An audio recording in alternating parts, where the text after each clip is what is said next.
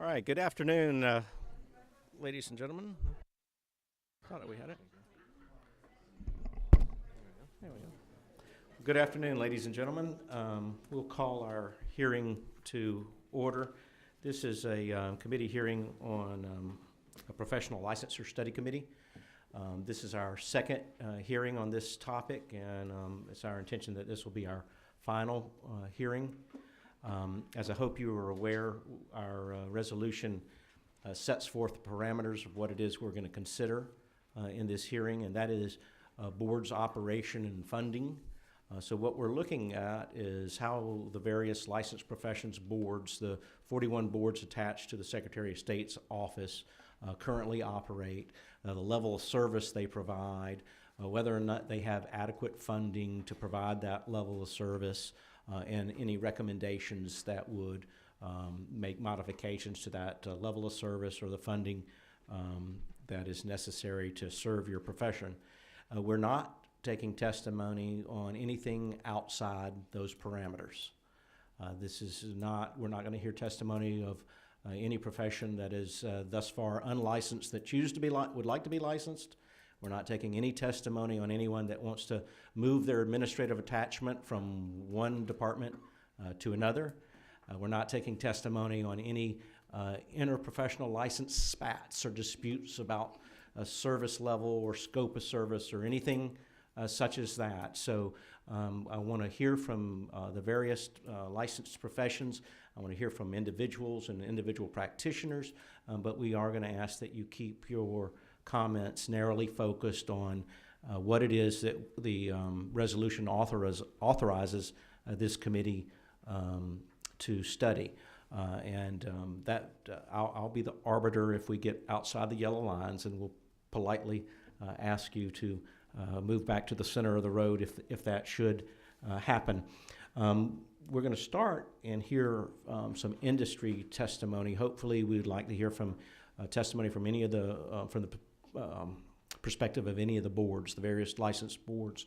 And at the conclusion of that, then I'd like to open it up for testimony from any individual practitioner or anyone from the public that just has a general comment or concern, again, within the parameters of our resolution on how professional licensure, the provision of services in the state might be improved. For those of you that weren't with us at our first meeting, we heard from both the GORC, the Georgia Occupation Regulatory Review Commission, as well as the Business License Division of the Secretary of State's office. I think that testimony was very helpful. I suspect we've got 3 or 4 recommendations out of that first hearing from our state partners on how modifications could be made to improve board operations and funding going forward. So that was very helpful. We had a sign-in sheet, and I've got a number that have signed up thus far. Is there anyone else in the audience at the moment that wishes to offer testimony that did not sign up? Okay. Very quickly, we have, and we did formal introductions at our first meeting, but very quickly we have Representative Karen Bennett, Representative Dominic LaRicchia, Representative Rick Williams, and our Representative Jody Lott is unable to attend today, so she won't be with us. And I'm Representative Brett Harrell, and will chair our hearing today. We'll start off first with Michael Sullivan, who is going to provide some testimony. And Michael, if you'll tell us not only who you represent, but if your testimony also would include any of the other associated professions. My name is Michael Sullivan. Sully is what people call me when I'm in the room. And I'm the president and CEO of the American Council of Engineering Companies of Georgia. We're the trade association for Georgia's engineering industry. The licensure board that represents our industry is the Professional Engineers and Land Surveyors Board, or PELS board as we call it. And I had a 40-minute presentation, but Brett, when you Mr. Chairman, when you gave all those things that we couldn't talk about, it's been greatly reduced. So let me get started in respect of your time. Engineers have been licensed in Georgia since 1937. I think we're one of the oldest professional licensing boards in the state. but an unhappiness with the service that our licensees were getting was literally one of the first problems presented to me when I took this job in 2012. And the problems went back much further than 2012. I think there was a study done in 2005 that you were a part of, studying how to solve some of those issues, and it's a problem that's existed for many, many years in numerous different administrations. From simple things like, can I get my calls returned? Can I find out whether I passed the exam? To some serious concern about violations that were threatened, violations which frankly threaten public health, safety, and welfare. And it's gotten to the point where some people think that there's not much reason to report those kinds of violations because they don't think there's going to necessarily be a resolution to that. But I want to be clear at the outset, this is not a problem with the appointed members of the PELS board, the folks appointed by the governor to serve on the licensure board. It's not a problem with the Secretary of State as an individual. It's not a problem with the Secretary of State's office as an institution, nor is it a problem with the Secretary of State's staff members. They are, all of those people, particularly the Secretary of State's staff and the Secretary of State's office, are hardworking and doing the best they can with the money they are appropriated. But looking at the problem, I quickly found out the problems we were having were not unique to engineers and surveyors, and I imagine some of you who are licensed professionals are probably, some of that sounds familiar to you. It's a systemic problem. It's a problem across professions, and the complaints across professions are strikingly similar. And it doesn't take an engineer to figure out what the problem is, which is good because I'm not an engineer. In fact, I can't even do simple division. So, but the problem, as so many problems are, is money. Simple problem, simple solution. And it's a result of being severely under budgeted. The professional licensing division is understaffed, overworked, and spread too thin in trying to manage the diverse licensing and regulatory functions of 41 different professional licensing boards and more than 500,000 individual licensees those boards represent. That's a lot of ground to cover for a very small, relatively small staff. And with occupations ranging from nurses and engineers and architects and land surveyors all the way to barbers and cosmetologists, it is not difficult to imagine the challenges of the same relatively few staff members providing services across so many different types of professions with wildly different examinations, applications, service call and complaint volumes, and disciplinary investigation types. And to add to that difficulty, the professional licensing division is forced to operate on a budget that is less than half what all of those licensing boards together collectively collect in fees each and every year. Now, you heard testimony from the Secretary of State's office at the last meeting that the licensing fees and fines that are assessed by all the licensing boards within the professional licensing division cumulatively generate approximately $20 million per year into the state's general fund, but their budget is approximately $8 million. Now, I can't do this math. That's a $12 million delta, but it's not just a $12 million delta, that's a tax. And it's not a problem that's caused by the Secretary of State. They can't appropriate their own funds. It's a problem caused by the General Assembly. It's an appropriations problem, but that's good because you guys are the General Assembly, so you're the perfect people to solve this kind of problem. And that's the good news. But I want to emphasize it's not just a problem. This isn't just an inconvenience. This isn't just an unfortunate circumstance. That $12 million delta between what those 500,000 licensees are cumulatively paying to the state for licensing services and the actual cost of the services they are receiving is a de facto tax on those professionals. Make no mistake, it's not an oopsie. It's a tax. It's a $12 million tax on licensed professionals for which they receive nothing in return. And that's not just a bad thing or an unfortunate thing. It's in direct contravention of OCGA 43-1-7, which requires, and I quote, the total amount of fees charged by the Professional Licensing Board shall approximate the total of the direct and indirect costs to the state of the operations of the board. It's in violation of Georgia Code. And as a result of that situation, several licensing boards have fought to achieve some level of independence in an effort to obtain an improved service level for their licensees. And that effort goes way, way back. I may have a white beard today, but back in 1977, when I was 8 years old and standing in line to see Star Wars, the Georgia Real Estate Commission brought a lawsuit that resulted in a declaration that if the state did not appropriate all of the license fees that it collected for regulation of the commission, then the state should reduce the license fees to a level commensurate with the actual expenditures. In response to this court ruling, the General Assembly removed the Real Estate Commission from the Professional Licensing Division's general budget and made the commission a separate budget unit with its own line item in the state budget, which then allowed them to set their own service level and collect licensing fees based on the cost of delivering that level of service. Other professions have sought to be removed from the Secretary of State's office and attached to other agencies as an attempt to solve their problem. In 2003, both the pharmacy and dentistry boards were removed and placed under the Department of Community Health. In 2014, the Georgia State Board of Accountancy was placed under the State Accounting Office. And in 2018, the Nursing Board fought unsuccessfully to be placed under the Department of Community Health, like the dentists and pharmacists, in the belief that the Department of Community Health would be a more appropriate agency for regulating the nursing profession, with its much higher need to protect the public health and welfare and more than 190,000 licensees. That's, frankly, the route that my folks wanted me to take. Let's find a way to get somewhere else that'll solve our problem. But three things occurred to me in thinking about that. First, the problem is systemic. It's across numerous professions, but we, and when I say we, I mean the licensed professions and the members of the General Assembly, we've been trying to solve this problem one profession at a time. The pharmacists and the dentists and the Real Estate Commission and so on and so forth, by just moving them to another state agency. And second, it doesn't really make sense for the General Assembly to move professional licensing boards across a bunch of different state agencies, which were created for other purposes besides professional licensing, when the state already has a perfectly good professional licensing division office created for that very purpose. And the third thing that occurred to me, and most importantly, just moving a licensing board to another agency doesn't necessarily solve the problem. Because again, remember, the problem is money. And as long as that board is subject to the annual appropriations process and at the mercy of the annual appropriations process, they still may not be able to deliver the service that they would like to provide because they don't control their own destiny.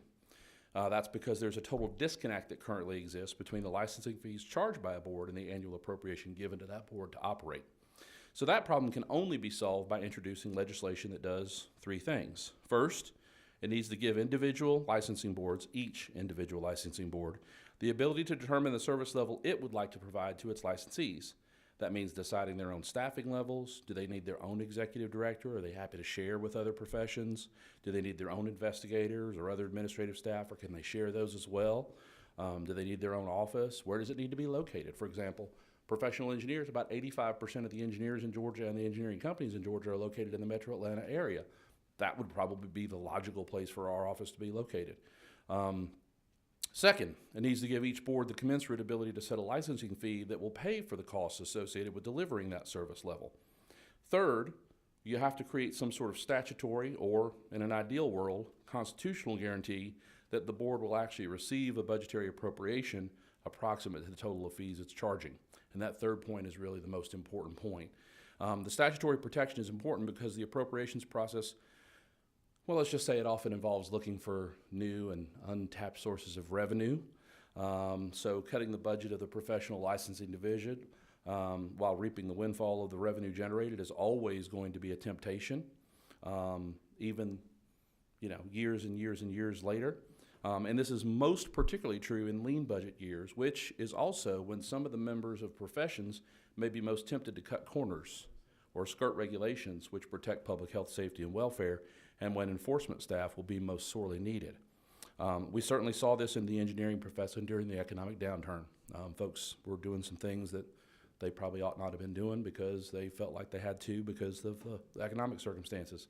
And, we may have some folks from the barbering profession here today. When a barber makes a mistake, unless it's, cutting your ear off, that mistake will usually grow back. But when bridges and buildings fall down, they don't grow back. The statutory constitutional protection is also important for another reason, and I'll try to keep the politics out of politics, which I think is impossible, but let me give you some names. Max Cleland, Louis Massey, Kathy Cox, Karen Handel, Brian Kemp. These are the last 5 secretaries of state, and they've all run for a higher office. Members of the General Assembly, I've heard, haven't experienced this personally, often have ambitions for higher office sometimes, and may see the Secretary of State as a potential rival for those ambitions. And as we move from a solidly red state to maybe more of a purple state where both parties are competitive at the statewide level, governors now may also see the Secretary of State as a potential rival for their second term. and this makes the Secretary of State's office a potentially appealing target for budget cuts. So I think the temptation is always there when appropriators are looking for money, but that may make it even more attractive. But putting everything I've set aside today, I would propose a little thought exercise for just a moment, if you would. If you were creating a system of how to fund professional licensing from scratch today, wouldn't the best possible system be just this type of user fee system, where each profession could determine the administrative support structure that best meets its needs, and then have the members of that profession, and only the members of that profession, bear all the costs of administrating that system in the form of their own licensure fees? It's a user fee. The folks receiving the service are the folks who paid for the service. I can't speak for other professions, but I know that's how engineer licensure is done in our surrounding neighbor states and many others across the nation. Alabama, Florida, Louisiana, North Carolina, and Texas all do it exactly that way. So you may be asking yourselves, how could we do this?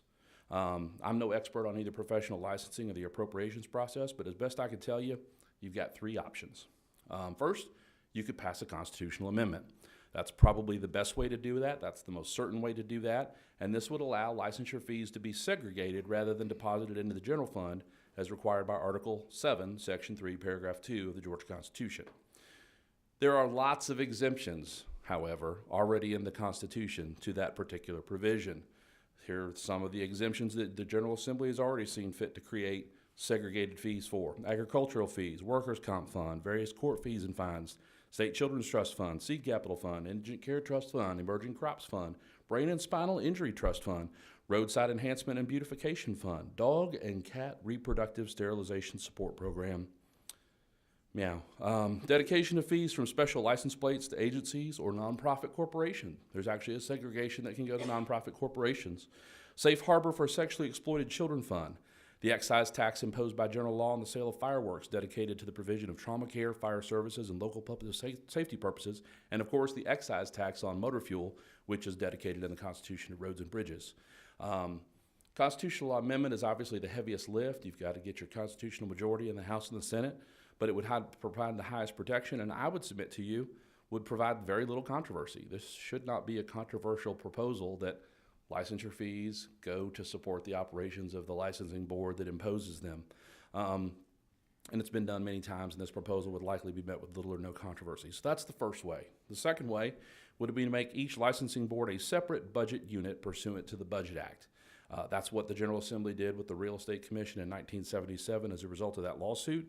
I would submit that maybe 41 new budgetary units might not be the best solution, might not be an ideal solution. And you also, and I think this is important, you lose the ability to realize the economies of scale that can come from the combined professional licensure division staff.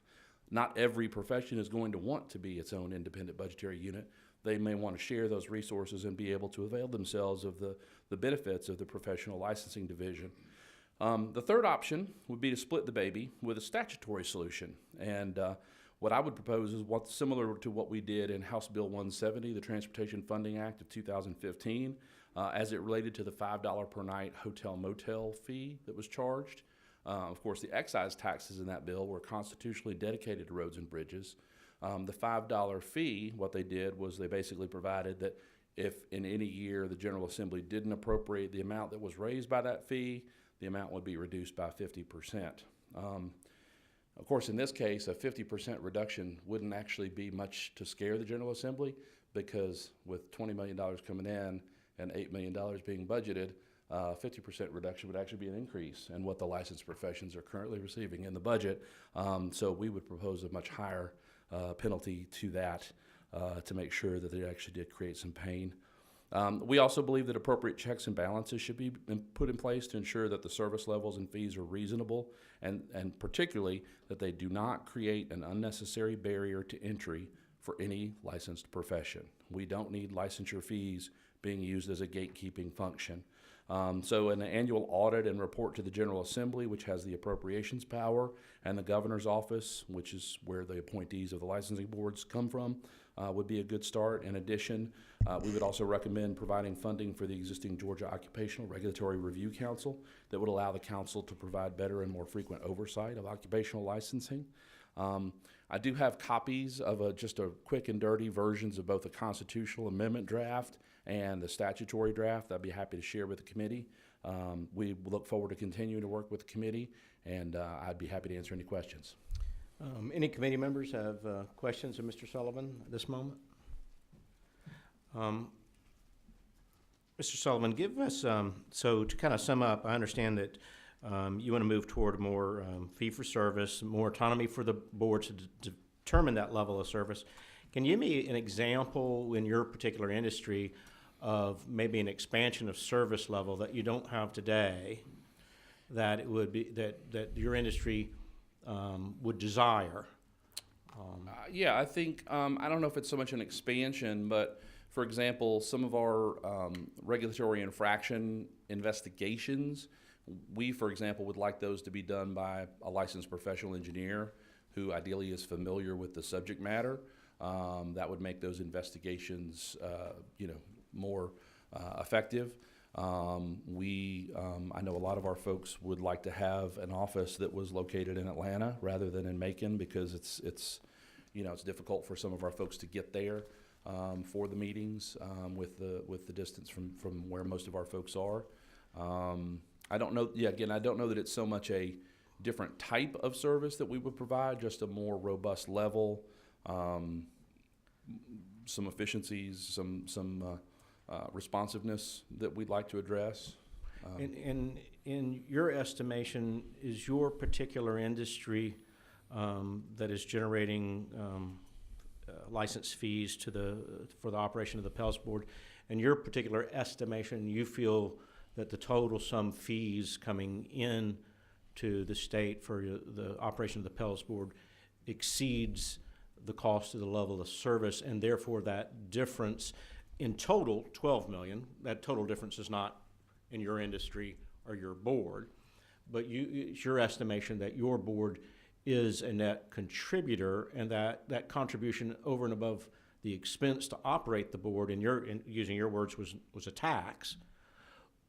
And it could also be seen, could it not, as a subsidy to another profession that total revenue does not cover the cost of operating their board and the level of service their profession receives, and therefore is it not possible that one profession could be subsidizing a totally unrelated profession under the current scenario? Yeah, I think it goes both ways. Cumulatively, obviously, all of the licensed professions as a cohort are being taxed to the tune of $12 million a year.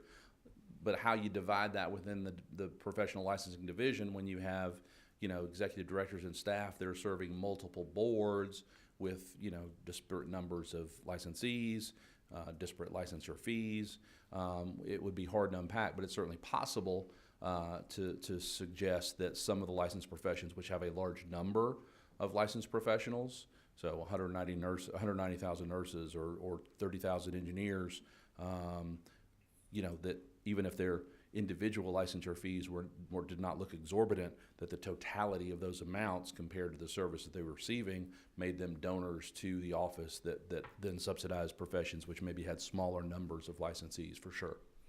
And just as a reminder to committee members, in the last couple of sessions, we had legislation that originated and came out of the House Ways and Means Committee that would have provided a constitutional amendment to allow the dedication of all fees, whereas Mr. Sullivan is suggesting a measure that could potentially allow dedication of the licensure fees, the measure that has not yet become law, but again, as your testimony suggested, the general public says, if you collect a fee for a tire, $1 for a tire, it ought to go for tire cleanup. If you collect a fee for whatever the purpose was, it ought to go for that purpose and not be diverted to another purpose, how well-intended the other purpose may be. So just for the committee's edification, just keep in mind there may be accomplish what Mr. Sullivan has suggested with regard to licensing fees could potentially be accomplished even in a larger measure that would impact all fee dedication in the state. And Mr. Chairman, we supported that bill in the last session.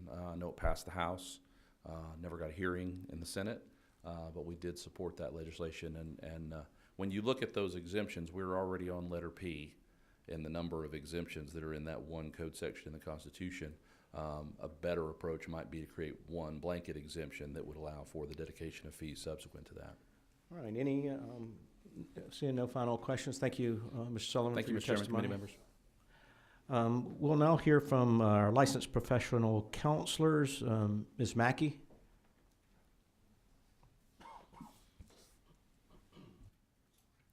Hi, thank you for allowing me to present today.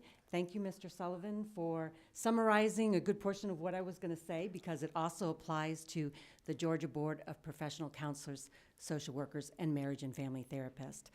Since joining the Licensed Professional Counselor as their CEO 16 years ago, I've attended almost all of the monthly meetings, and I too can attest on how hard that staff works and how hard they try to provide service to the applicants. I wanted to give you an idea. We do a license consultation at our office.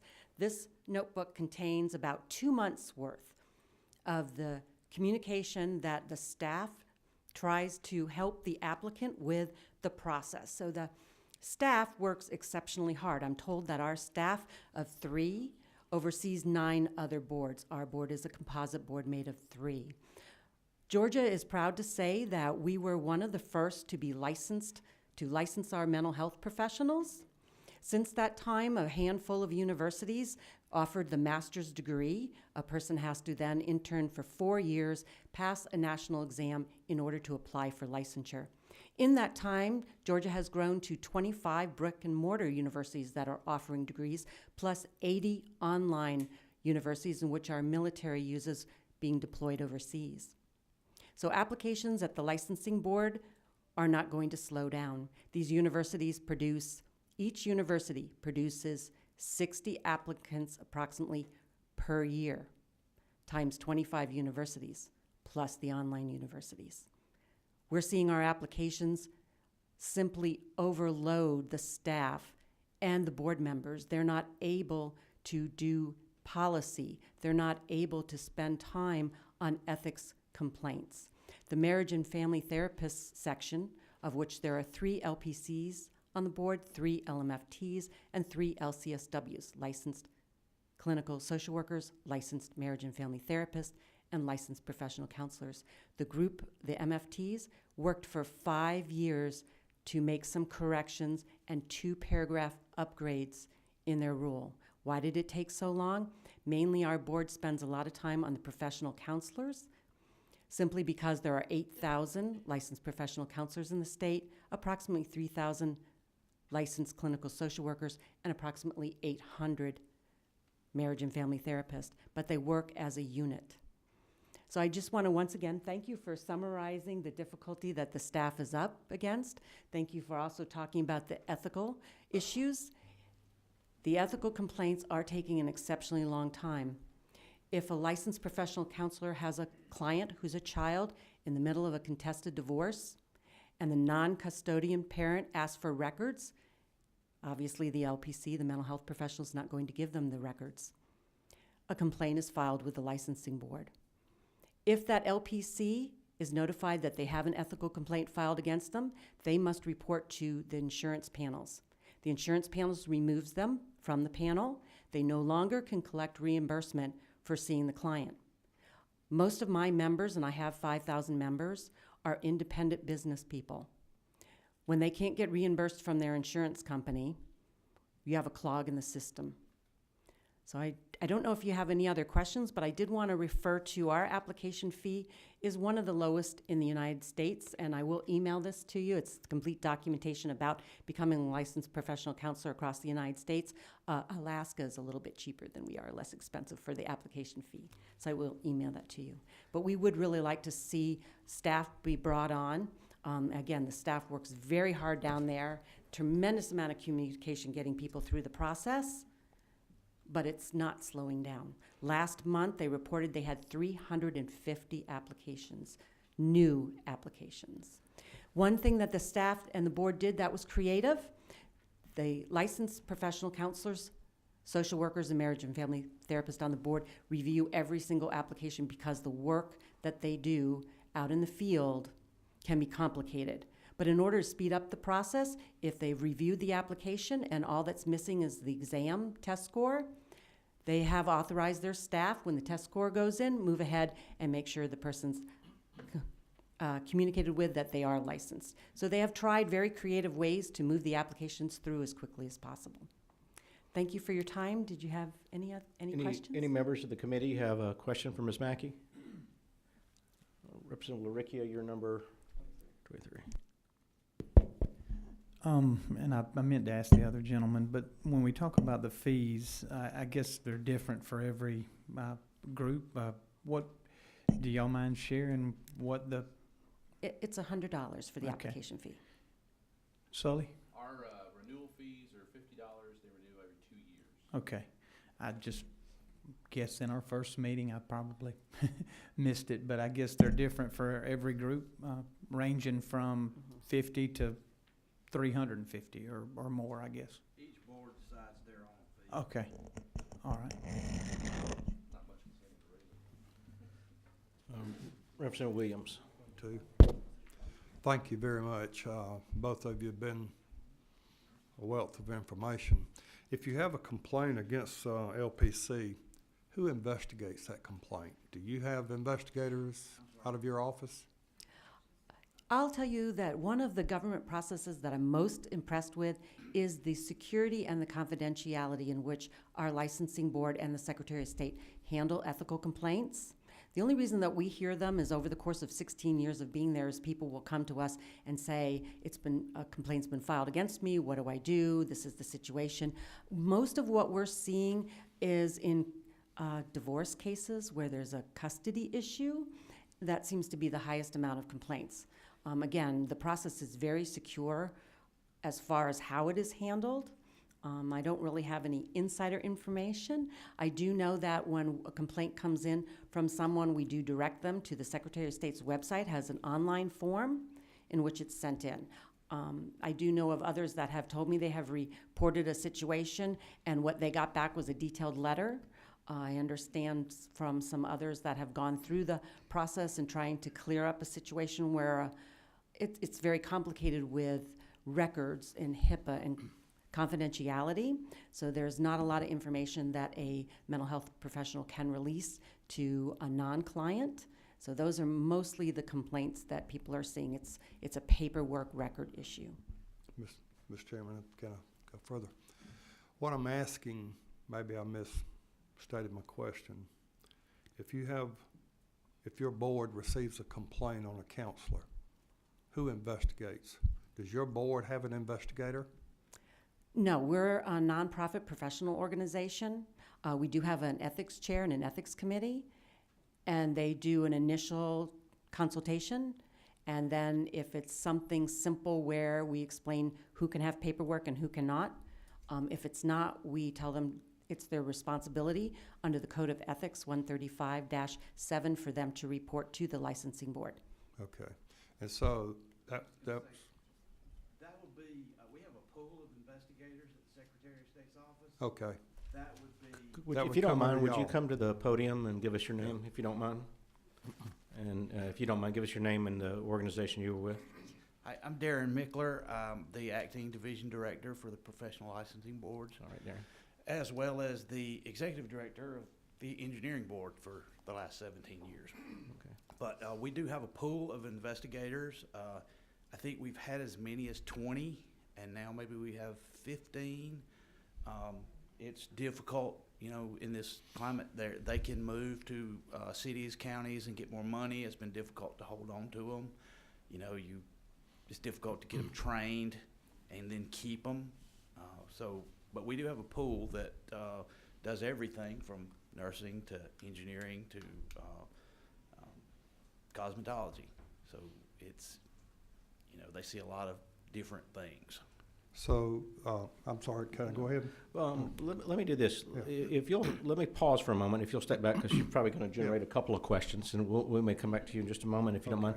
But, Ms. Mackey, if you'll come back up, because there will be a follow-up on that investigation question, I'm sure, and I've got one myself. But Any other question for Ms. Mackey? Let me ask one or two. So you mentioned this past month about 350 applications in the board. I presume this is a new application for someone that's seeking a new license.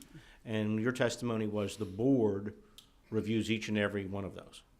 Yes, there are 3 LPCs on the board, 3 LMFTs, and 3 LCSWs. On a renewal application, does the board review those, or are they administratively approved by SOS?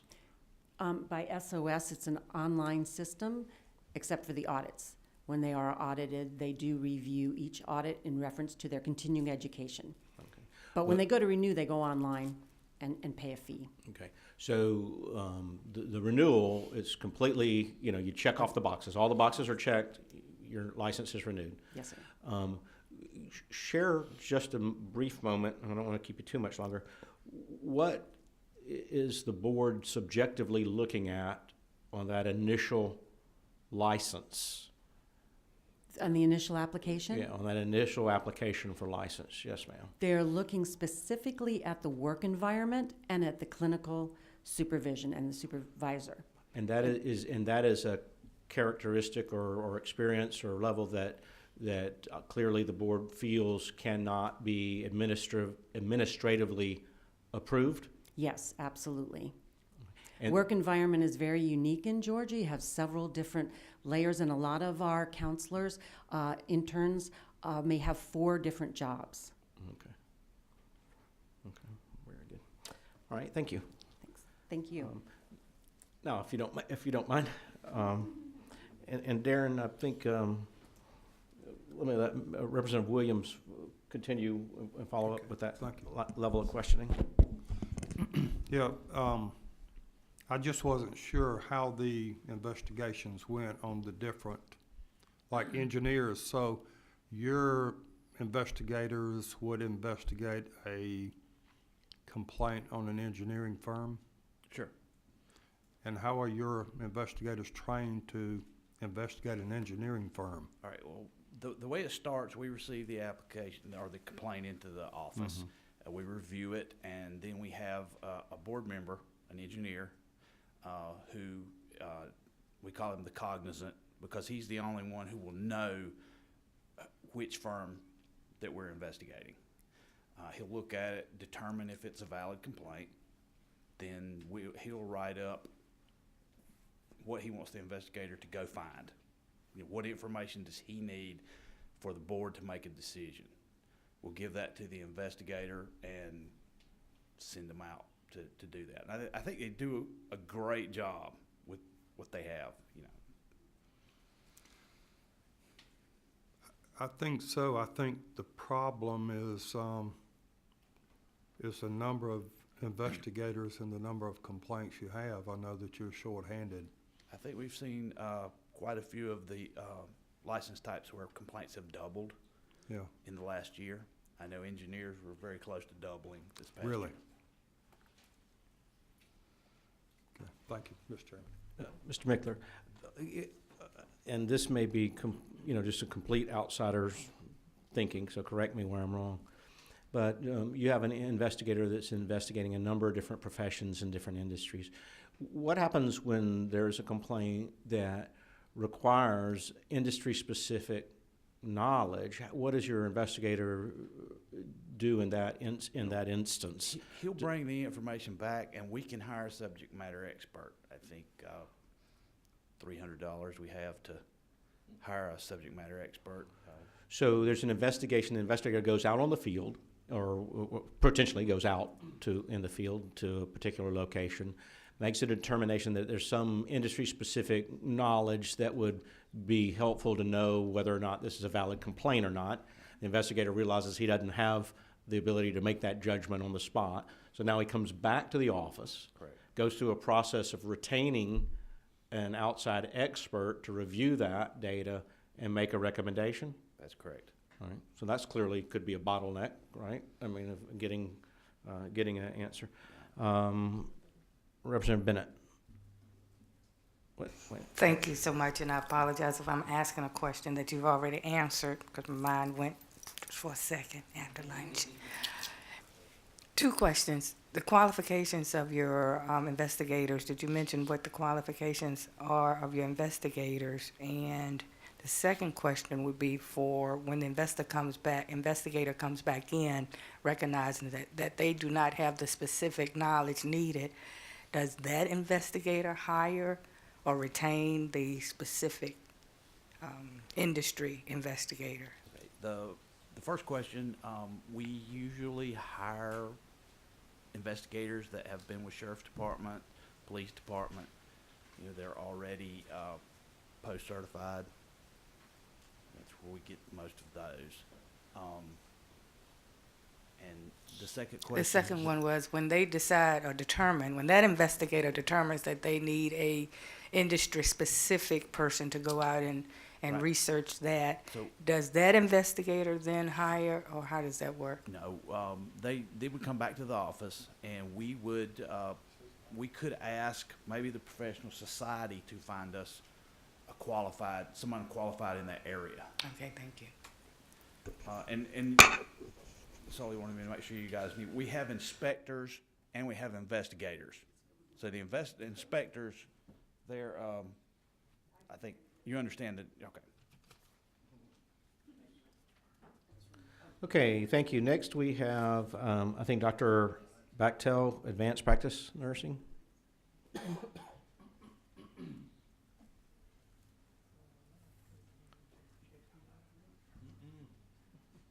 Hi, everybody. Thanks for letting me have just a couple minutes. I too will thank Mr. Salva. He did point to a lot of concerns that I have about the funding and such of the nursing board as well. But my name, again, is Molly Bachtel. I'm a Georgia registered nurse. I've been licensed for about 23 years now as a registered nurse. I pay $65 every 2 years for my RN license, if you want to know, and another $65 every 2 years for my APRN authorization. It's not a separate license, but authorization to practice. I'm a family nurse practitioner. I have 2 clinical practices, one at a student health service, the other at a children's hospital fast track area where I take care of primary care concerns for kids. And then I'm on clinical faculty at a school of nursing as well. First and foremost, like others, I want to emphasize that the perspective I offer today as a longtime RN licensed here in Georgia is in no way criticism of the Board of Nursing or the Office of the Secretary of State. To the contrary, as a Georgia RN, I'm fairly engaged in professional advocacy work over the last few years that I have nothing but respect for what they've been able to do, some improvements they've been able to make with a limited budget. My observations are they are doing the best job possible given the limited resources, and so I too am of the opinion that the fees I pay as a licensee should go to the Board of Nursing so we can have a well-regulated profession. Nursing is the most trusted profession, many years running, and we want to keep it that way. We want patients of Georgia to have safe nursing care and have an effective Board of Nursing as part of that, and having more of our fees go towards the Board of Nursing. Again, under 50% of our fees probably end up there. I think maybe we collect about $6 million a year in renewals. There's, I don't know, about 160 or somebody said 190,000 licensed nurses in Georgia. But so I'd like for there to be more funding and more control over the hiring and getting the software and hardware they need to have update systems so we can be effective here in Georgia. I think it was said in a previous meeting, there's about 18 million collected for all licensees under Secretary of State, while only about 8.5 million or maybe 47% ends up under the Board of Nursing. I don't know what the Board of Nursing gets of that comes. We are one of the I guess we are the largest licensed group under Secretary of State. I too have heard from colleagues who've been in Mississippi and Alabama that they get 100% of their fees to manage their boards of nursing. So I would hope we could follow something along those lines moving forward, so we can have a board with more autonomy and be more effective. You have the complaints that come in where there's the nurse that shouldn't be practicing, perhaps that there's something that really did happen, or a false allegation, and it can take over a year sometimes to clear up. I met somebody in clinical practice over here, did some site visits who this happened just some weird complaint. There was nothing to it, but it took over a year to, clear her name. It's a huge cloud hanging over your head, and we want complaints to be resolved as promptly as possible, and have nurses that aren't safe to practice not practicing as soon as possible. But thank you for your time. I'm open to any questions you may have. Any member of the committee have questions for Dr. Bechtel? Representative Williams? I do. Thank you. And your board members, how many board members do you have on your board? Well, I'm not on the board. I'm just a licensee. I would refer to the Board of Nursing if they'd like to answer that question. There's 13, I am told. 13? What is the average length of those board members serve? Do you have a turnover, or do you have someone that gets on that board and stays for generations? Or reappointed? Okay. This is Dr. Janice Isler. And you, I'm sorry, your name again? I'm Janice Isler. I'm president of the Board of Nursing. Thank And you. first of all, thanks for doing this committee. And I had not prepared testimony, but I am happy to answer your questions Thank along you. this line. We have a 13-member board. Each board member does have a designated seat, whether it's an advanced practice, an LPN, nursing administrators. We really cover the entire population with our board members. We are appointed to 3-year terms and are eligible for a repeat term. So we're eligible for a maximum of 6 years on the board. Great, thank you. May I have a question, Sully? You have a state board of engineers? Yes, and our executive director is right here. Similarly, we have members that are appointed to represent certain practice disciplines as well as a surveyor. We share a board, the engineers and surveyors share a licensing board. And when they refer to the cognizant, depending on what the violation or the accusation was, which engineering discipline that related to, that would be the person that would handle it. How many board members on your board? 3. Yeah, it's 9. 9? 1 consumer member, 1 surveyor member, the rest are professional engineers. Okay. How many terms can they serve? Are they limited? I don't think ours are limited. They serve 5-year terms. And they can be reappointed? I think one of them's been on there since before I was born. No, I'm just kidding. Yeah, We have some longtime members, but also there's been some recent turnover where we got some, so it's a good mix of longtime board members and some newer folks. okay. It varies by board too. Yeah. And those people do a good job. They do a great job, a tremendous job. But, frankly, and I think staff would agree with this, I mean, there's a lot of work, and the staff and the budget's not getting any bigger. Somebody's got to take up that slack, and frankly, the board members are helping with that as well, and taking up that slack, and they're volunteers. They don't get paid. They don't get a per Well, I mean, they diem. get the per diem, but, Okay. they got day jobs. And our engineers are pretty busy right now. A lot of engineering work going on. Thank you, Mr. Chairman. Yep, for the nurses, and certainly don't want to get off into some of the complaints, because I have had some nurses that contacted us over the years and say, I'm waiting on my approval or whatever, and I guess they go online, and some of these hospitals will actually call you and say, hey, I've just hired a person that's waiting on their license to be approved, and we would have to make some calls to say, hey, kind of what's going on. But you said $65, and how many nurses? 190,000? Around 100. So that's got to be one of the largest. We are the largest Groups. board under the Secretary of State. And so now this is going to be a budget question that perhaps maybe you can't answer, but we've heard from engineers and nursing and so forth, but and counselors.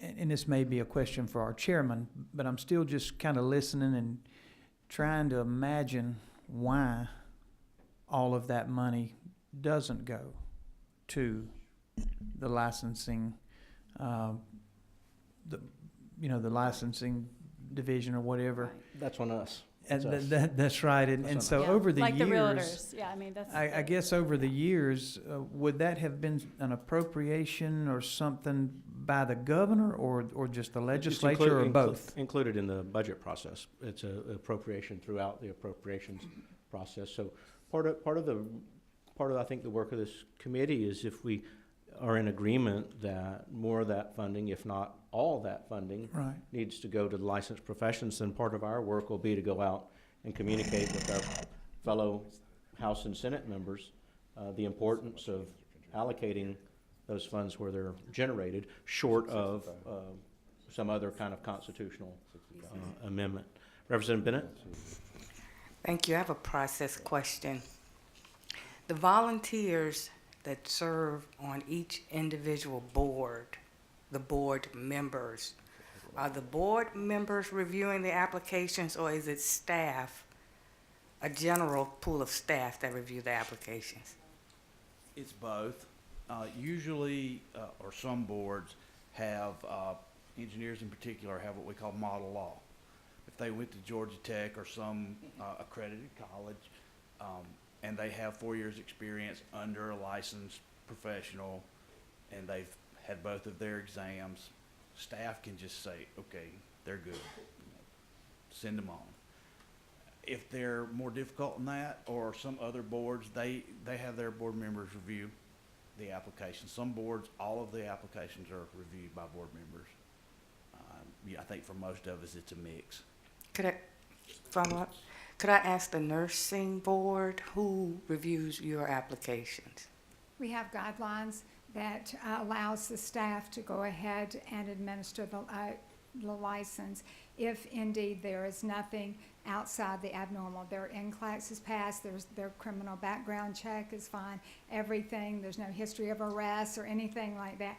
Anything out of the ordinary then comes to the board. One more, Mr. Chair, thank you so much.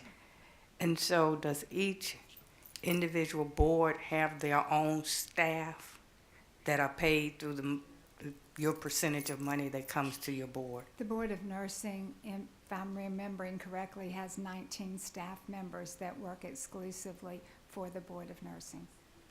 And is that consistent with all of the different types of?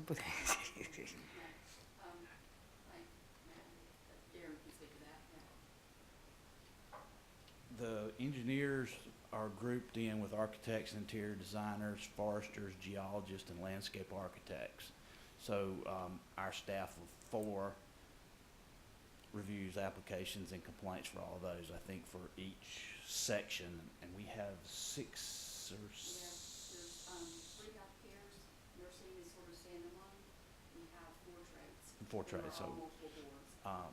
and each of those, they have multiple license types that the staff reviews.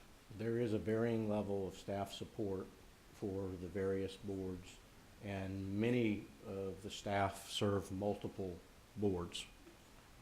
Mr. Chairman, if I can answer Representative Laricchia's question, code section that provides for the licensed profession specifically says that the professional licensing division shall be one budgetary unit, so it's not divided up among any of the professions, so the whole pot goes in there. Again, I said I wasn't good at math, but 65. $11,700,000. Well, every year it would be $5,850,000. So just the nurses are paying $5,850,000. 65 divided by 2 would be. I'm sorry, 65 every other year would be 32, right? So it'd be $32 a year times 180,000 licensees. That's $5.85 million a year. UAPRNs have 2 licenses. Yeah. We have a nursing license, so we pay $140. And your total licensing division budget is 8. Right, got it. All right, thank you. Let's get back on track. Thank you. All right, thank you very much. Let me mention too, because twice the state of Alabama has been mentioned, and in one of our earlier, in our first hearing, we had a little discussion about Alabama as well.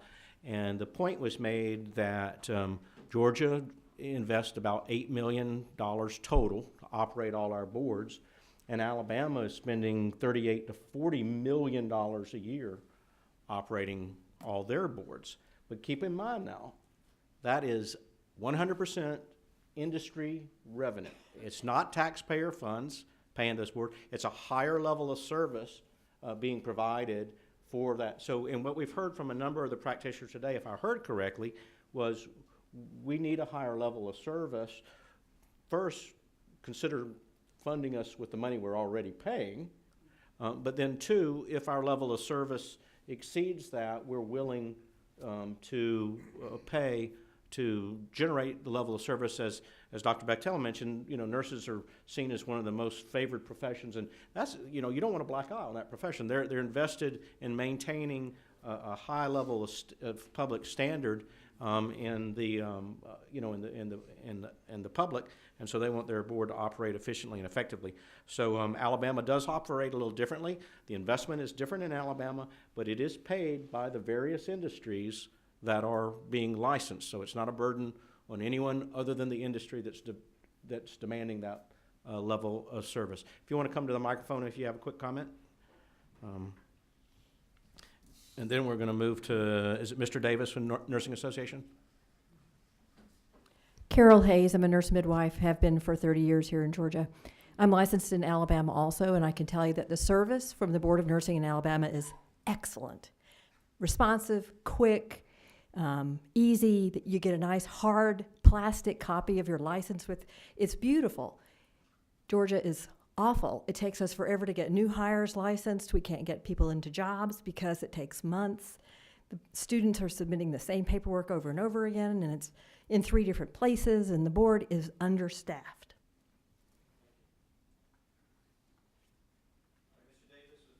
Mr. Davis of the Georgia Nursing Association.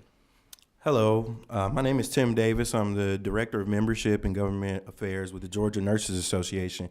We are the state-named professional association representing all registered nurses across all specialties.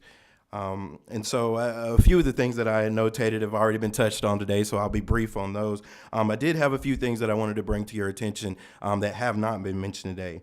One that we see as a licensee safety issue. When a consumer, you, me, or anyone else, goes to the Secretary of State's website in order to verify a nurse's license, their personal information is made available there. An example of that is their home address. And we see that as a licensee safety issue. So perhaps that's something that can be addressed to where their license can be verified, but their public information is not made available, or their personal information is not made available to the public. There's also a workforce data collection and analyzation issue that we struggle with here in the state. The boards have the limited ability to collect and make sense of the data of their licensees. That's the Georgia Physicians Workforce Board, which receives significant funding to analyze their physician workforce and is 1/5 of the population of nurses in our state, is able to do that. And so the Secretary of State's office and member boards are extremely limited in their ability to track and analyze their workforce data of any of the professions under the purview of the Secretary of State's office. And that speaks to funding. I would reiterate what everybody else has said here. We believe that all of the fees generated by licensure should go directly back to that licensing board, understanding that that board best knows how to allocate that money to best serve that population. And finally, I would say that the investigators, when ethical issues are raised, we feel that the investigators should be allocated to the specific boards based on the number of licensees that they have under their purview.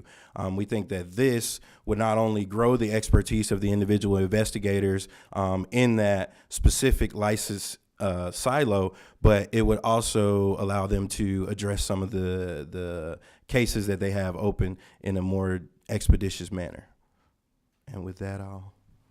Questions leave it of open for Mr. Davis from the committee? Representative LaRicchia? Yeah, you, when you first started out, you were mentioning the, and I was sitting there actually making a note in my phone about it when you stepped up. And did the nursing board make some sort of a recommendation about the personal information of the licensed nurses? I know you mentioned that was a problem, that when people go on to make sure that a nurse is licensed, have they ever brought that issue before the Secretary of State's office? I just thought that was kind of odd and just sort of random that you threw that in there when they have a board that they can appeal to try to make those recommendations at any given time. It is my understanding that it's by statute that those addresses are there. However, internally within the Board of Nursing, we do need to have everyone's email contact information, but any nurse may keep their personal home address personal with our executive director only. So it is at the nurse's discretion what address is placed on the website. Okay. Because if we address that, Mr. Chairman, we might want to take our personal home address off of the. All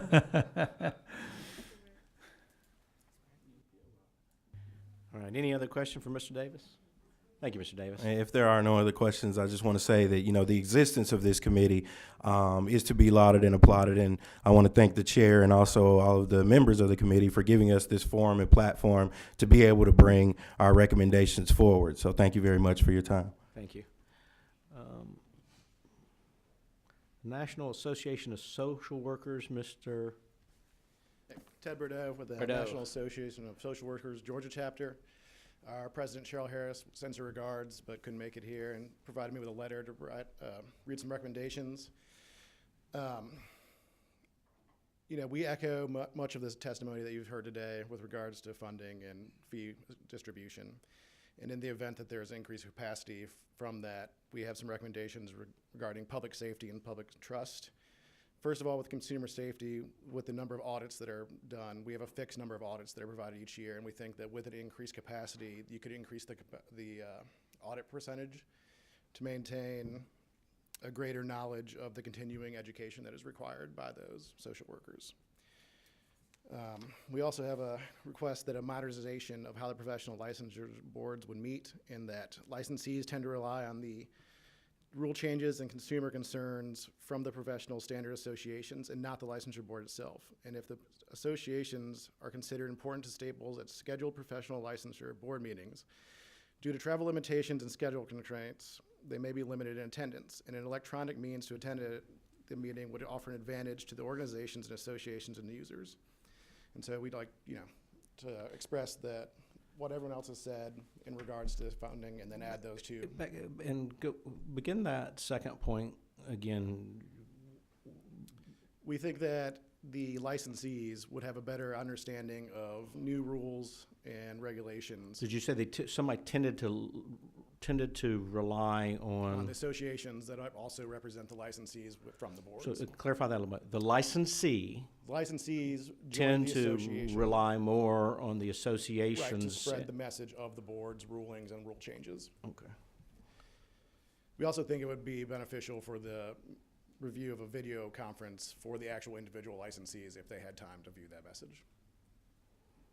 Similar to this setup. Very good. And do you know offhand roughly the number your association represents here in Georgia, the number of social workers, licensed social workers? Licensees were about 3,000. About 3,000, okay. And you're similar to the others, is it a biannual fee? Biannual fee of $100, similar to the licensed professional counselors. 2 years. Okay. And then, you know, with some additional, you suggested potentially additional audits. What,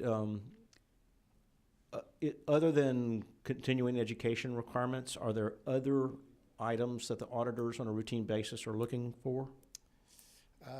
That, I don't know. I could provide you that information. We Sure. can look that up and get that to you. Okay. I'll also provide the remainder of this letter. Very for good. everyone. Any question for Mr. Bordeaux? Mr. Williams? There you go. Thank you, Mr. Chairman. I keep hearing biennial fee, and I'm have to do my license biennial. Could there be an advantage to going to every 3 years or every 4 years? And that's what I'd like to hear from the different boards. I know you have continuing education requirements on some of them, but you know, the continuing education is done anyway, the CEUs are done anyway. But would there be a budget savings of going to every 3 years or every 4 years? I know, LaTrinda, we went to, did funeral directors and funeral homes, did them together. got them, because they were staggering, so we were doing license every year, one or the other. But, and it's biennial, so can you go to every 3 years, every 4 years? Do any of you, different professions, see a problem with that, if I may ask that question? That would be a, But do you think it would be savings, bureaucracy, paperwork, budgetary savings, that you're not having to go through that process over and over? Just let me rephrase the question. Do any of the licensed professions in the room have an objection to the potential of extending the length of renewing your license? I would not object to that. Right behind you. I haven't really ever thought about it, but I do have some initial concerns. We pick up on a lot of things like a DUI arrest or an action in another jurisdiction, a disciplinary action in another state, that a lot of times are not reported to us except for when the nurse does do renewal and checks the box. So while I'm not saying I'm opposed, I would certainly want to do some more investigations before I could support that. Same. Okay, very good, thank you. All right, Representative Bennett. Yeah, I have a question for you, Okay. Mr. Chairman. You may know, and I also have a question for you. You may know the answer, and the question was prompted by Representative's question. Is there a standard across the country, or do you know if other boards across the country have expanded or extended their time for licensing renewal, and if so, in what industries, and has there been any evidence of its success or failure? I do not know the answer to that question. My suspicion is that, as we've seen in Georgia, that there are various requirements of various lengths of time all over the board. But I have not investigated that yet. And I think that's a good question and something we probably should get a little more information on. That would definitely be something to get some evidence on.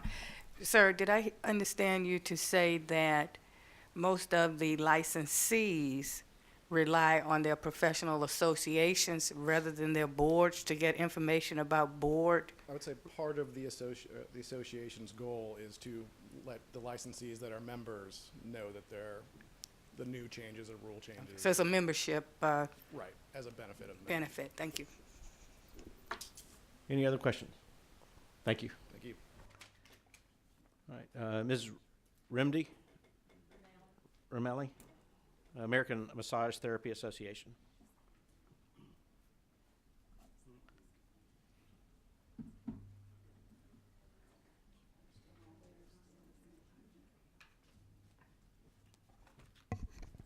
Thank you for the opportunity. My name is Sharon Ramelli. I'm the Government Relations Chair for the American Massage Therapy Association, Georgia chapter. A little background about myself. I've been a massage therapist for over 20 years. Before that, I was a military officer. I was a major in the United States Army. And after serving in the military for several years, I was a corporate executive. I was in the Signal Corps, satellite communications, so engineers are near and dear to my heart, because that was a previous life. So I'm here today to just address the number of massage therapists in the state of Georgia. We have approximately 7,000. Our initial fee when we do our application is $125.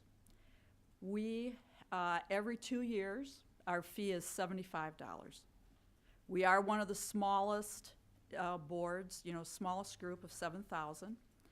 However, we share resources with 5 other boards: PTs, chiropractors, occupational therapists, podiatrists, veterinarians, and massage therapists. I guess we're all related. Anyway, we all share the same resources. As you're well aware, there have been some issues in the massage world, and one of the issues really has to do, which everybody has mentioned, are the investigators. What we have tried to do is train some of the investigators on what to look for in the massage world. But because some of the legislation didn't get passed in the last session, things are a little loose, right now. And it really needs to be, from the law, needs to be tightened up. When you say train investigators, is this who's offering training to So the? our board, is these- actually has, does some specific training, is my to understanding. SOS staff investigators. Yes, that was my understanding, from our board and from the past chair and the recent chair. So, but one of the issues, which is a common theme, which, you've heard today, is the lack of investigators, the lack in the numbers. What we're trying to do in the massage world, and we are bringing up some more legislation in this next session, is to tighten up some of the law. We want to have some ID cards. We want to take and put some constraints on some of the areas and bring some consistency in the municipalities and the counties. And we are working very closely with those groups in order to do that. Did I hit on everything? Okay. I guess Stan just said it. Tighten the enforcement is what we And would so like to in your achieve. estimation, then an expansion of the number of investigators, more trained to better to better understand the industry and what to look for would be advantageous to your industry. Absolutely, sir.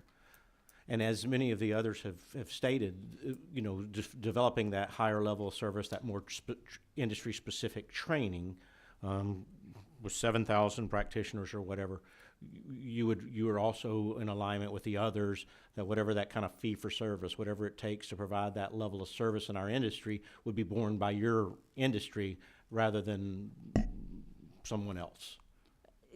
And if we have to do that, then What would We the have to do alternative be? I guess we'd have to decide that. Yeah. Okay. We'd have to discuss that. I guess one of the issues, and I have a booklet for you all, and also a letter from my national organization, but there's some recent legislation that has come out on a national level that has specifically to do with the Medicare and Medicaid services, which I don't know if you're aware of that or not. But, and I've got some copies of that information for you, which is really put out nicely and mapped out in the letter from my professional organization. But one of the pieces that is really key here is that with the medically approved non-opioid pain management, medically approved non-opioid pain treatment alternatives, massage therapy is recognized as one of those alternatives. The key here, however, is that reimbursement from insurance companies will only take place if the massage therapist is state licensed. Now, You may have a problem. that is only state licensed. But that, if you look at it, that has a lot also to do in the income with, with the state and with the insurance and all those factors. Right. And so I know that there's been discussion about, well, you're a small, let's just get rid of licensure on massage therapy. I don't know why you would want to do that. We can have that discussion Okay. offline, not Okay. relative to this committee, Okay, but I mean, I agree with you. I know we only bring in a little over $500,000, but I really hope that you take a look at it from a safety side of the public, because I think that really speaks a lot. Right, okay. Any Thank you so much. questions for Ms. Romali, Representative Williams? Thank you. I have a question. In order for a licensed massage therapist to open up a facility, a business, hang a sign out, do you have to have any kind of licensure or inspection to do that? I personally work in a holistic health center, and so I fall under the parameters of the health center, which are pretty strict. And, but if I were to step out and hang my own shingle up, I would have to have a business license. They'd have to come in and check my facility, you know, and all those things. Does Secretary of State regulate you opening up your own facility? No. No? Absolutely, no. Okay. It's that, and that's where each county, each city has a different, you know, parameters. You know, there are some massage therapists in some counties, some municipalities that pay up to $1,000 for a business license, where a physician or chiropractor, dentist pays much less. Thank you. Thank you, Mr. Chairman. Thank you. Thank you very much. All right, that was the last person on our sign-up sheet from the industries. Was there any individual practitioner or member of the general public that wanted to offer any comment? I don't see any final comment from members of the committee. Anyone else? Very good. If not, I appreciate everyone's participation. I think the input was very valuable, and thank you for that. What we'll do is over the next several weeks, the committee will communicate and work on a draft report, and we'll share it internally and make sure that the report represents the testimony that we heard accurately and the agreement of the members. And then hopefully by the end of the year, we will publish some kind of report of the work of the committee with whatever recommendations may or may not be included in that. But again, I think both from the Gort Commission testimony, the testimony from our Secretary of State's Office of Business Licensing Division, as well as each of you have provided a good basis for us to potentially have a few recommendations that will benefit not only the practice of the professional license practice in Georgia, but the administration of your licensing and the boards as well. So with that, we are adjourned, and thank you again for coming.